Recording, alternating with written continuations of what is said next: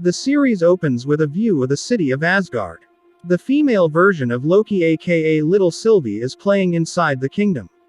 Suddenly came Ravana with the Minutmans. Then on the orders of TVA, the little girl was arrested for trial. If Loki is captured for using the Tesseract to escape and bring up a timeline branching, the reason why Little Sylvie was arrested has not been explained. At least until this fourth episode airs. The little girl looked confused. After arriving at the TVA headquarters, she saw that there was a man who was also arrested, and Sylvie felt unable to bear the man. Sylvie then followed the next step.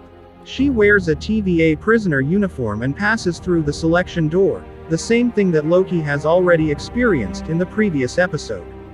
Upon entering the courtroom, Little Sylvie rebels and she steals Ravana's TempEd device. As a result, she was able to escape from there, leaving Ravana, who looked worried. Back to the story. It turned out that the scene just now was a flashback from Ravana's own memory. She was in front of the golden-colored elevator, the place where the timekeepers were. Ravana then enters and goes head-to-head with the timekeepers. Afterwards, outside the room, Mobius came to Ravana. He asks what the timekeepers think after Loki and Sylvie managed to escape. Ravana answers that she is blamed by the timekeepers and regrets that Mobius threatened the stability of the timeline by believing in Loki. Mobius then promises to overcome all this, but he needs help from Hunter C-20 because the Minuteman commander has previously faced Sylvie. Her mind had been in contact when Sylvie possessed her, and Mobius was sure to get useful information from it. But Ravana refused that. Ravana reveals that C-20 is dead as a result of her mind turning chaotic after being controlled by Sylvie. Mobius was certainly confused, because originally the C-20 looked fine. Meanwhile, Ravana added, the C-20 was stable, but then it got worse. Afterwards, Mobius is asked to keep this secret and he must find two variants of Loki who escaped. Meanwhile, in Lamentis 1, conditions have become increasingly chaotic. The planets are preparing to collide, while Sylvie and Loki can only resign themselves. In this condition, Sylvie had told Loki about her past. She was reminded of Asgard and the arrests made by TVA. Luckily, she was able to steal TempEd and escape from there. Then over a long period of time, Sylvie fled, moving around different times and places. This triggered a Nexus event and caught the attention of TVA. This continued until finally Sylvie knew how to hide, namely by going to the location with the Doomsday in it. And it was in such a location that Sylvie could grow into an adult, but ironically now she would instead die in the location where she usually hides. On the other hand, Mobius tries to find where Loki and Sylvie are by checking the timeline, but sometimes there is a branching out. Hunter B-15 then came in with an anxious expression and hoped to find both variants. There was obviously something on her mind that made her want to meet the variant. Then back again to Lamentis 1, meteor debris had already begun to fall in increasing numbers. This moment of apocalypse was used by Loki to praise Sylvie, who survived the pursuit of TVA. Even though she was still very small at the time, so at this time Loki firmly believed that the two of them could survive and survive out of there.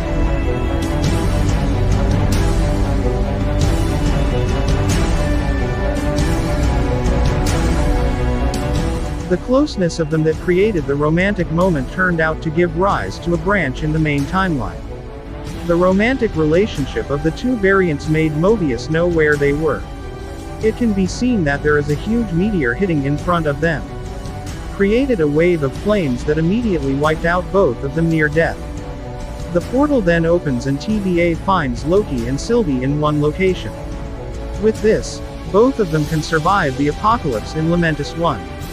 They were then secured and fitted with a special necklace typical of the TVA.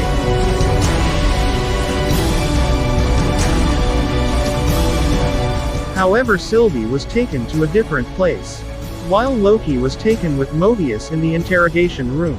Mobius then sent Loki to the time trap prison. And before entering, Loki had told Mobius that so far TVA had lied to him.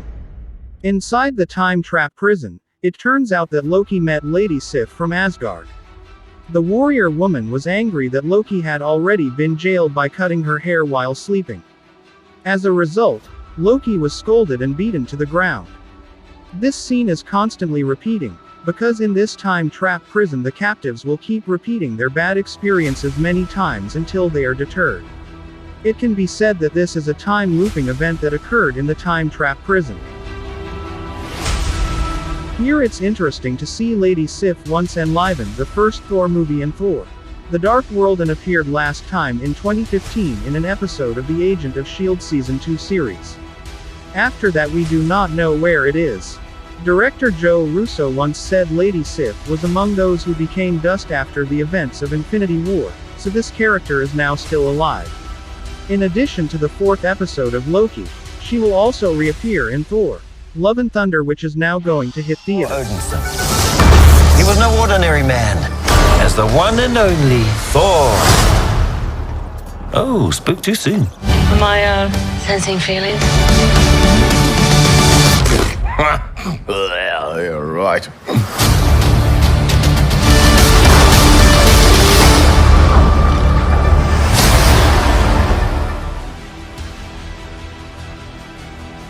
Returning to the story, Mobius then meets Ravonna. Mobius wants to interrogate another variant, Sylvie. Ravonna immediately rejected him on the grounds that the woman was very dangerous. Mobius is asked to focus on overcoming Loki only and is forbidden to see Sylvie. Outdoors, Mobius then meets Hunter B-15, who is in charge of guarding Sylvie. Here there is an interesting moment where Mobius says that he has captured the Kree, Titans and vampires so far.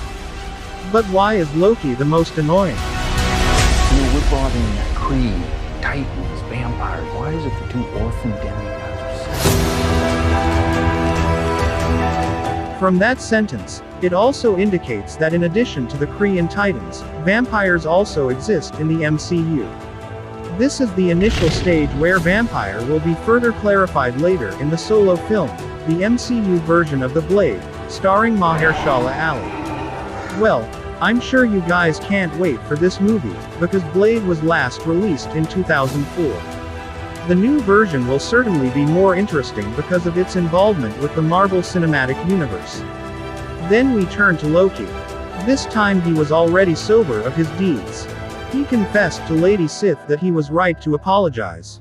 In addition, the act of trimming the hair was done because it was to seek attention. Lady Sif then forgave him. At the same time, Mobius then came over and invited Loki to talk.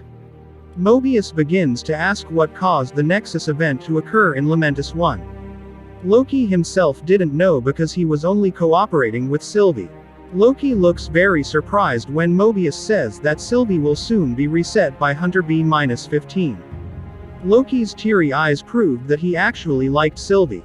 From here, Mobius then learns that the Nexus event was created due to Loki loving himself. In addition, Mobius had heard Lady Sif often swear at Loki that he deserved to live as a nosy god. So it can be concluded, these 2 versions of Loki involved in a strange romance make the sacred timeline branch out. Finally, once told Sylvie was still alive, Loki looked a big sigh and became relieved. Loki then reveals the shocking fact that everyone on TVA is a variant.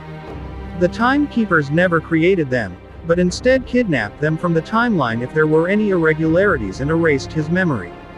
So before getting into TVA, Mobius and everyone in this TVA have memories of the past, family and life that can be accessed through the enchantment technique from Sylvie. Mobius looks incredulous about Loki's talk and he again puts Loki in a time-trap prison.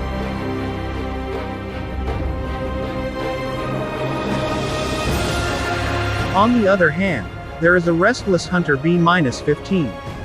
She then meets Sylvie and asks her to go to Roxxxguard Mall.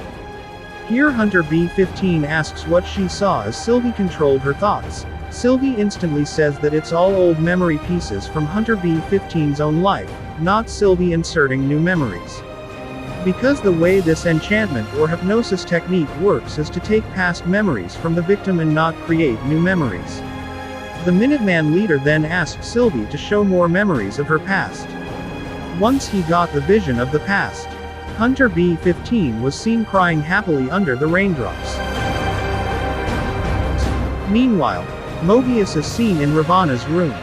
They both celebrated the success of Mobius' mission to capture Loki. Here, Mobius asks about himself not being allowed to interrogate Sylvie. The reason for Ravana is that Sylvie's magic makes C-20's mind go crazy and chaotic until she finally stresses and dies. Ravana later said she didn't want that to happen to Mobius, so she forbade him to interrogate Sylvie. The answer from Ravana was unsatisfactory for Mobius and he remained suspicious of her. Mobius then exchanges his tempad for Ravana's in hopes of finding a clue.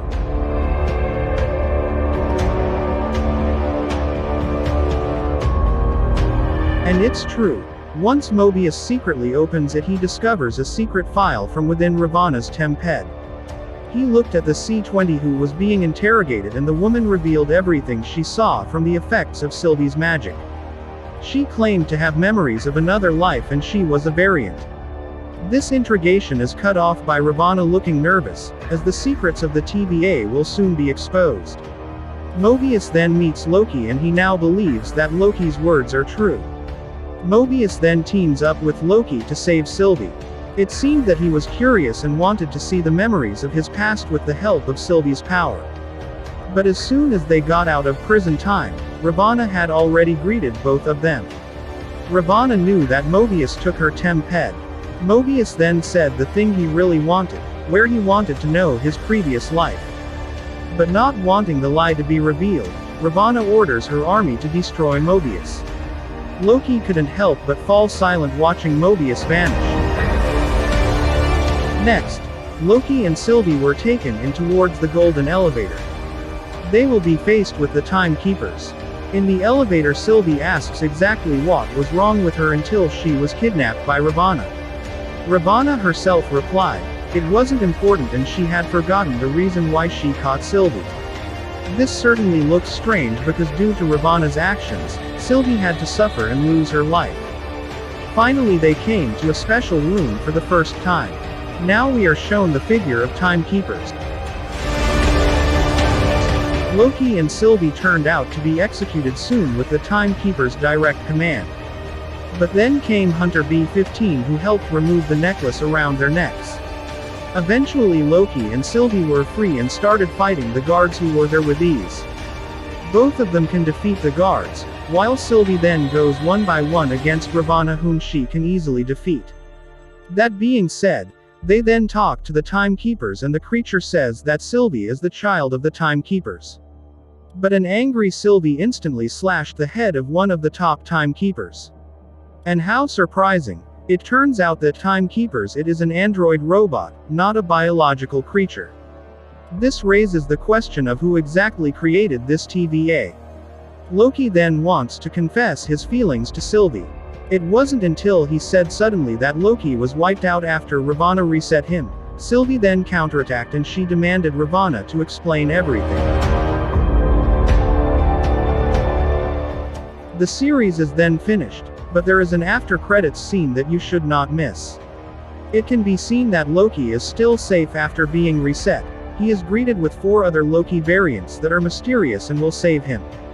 If you look at this place is like New York, but the condition has been severely destroyed. Is it possible that everyone who is reset will appear in this place? Therefore, it could be that Loki met other variants that had been reset before. Loki Episode 4 is then finished with many questions for the next episode. Does this have anything to do with Kang the Conqueror? Considering that Ravana herself in the comic version is Kang's lover. Let's just wait for the next episode.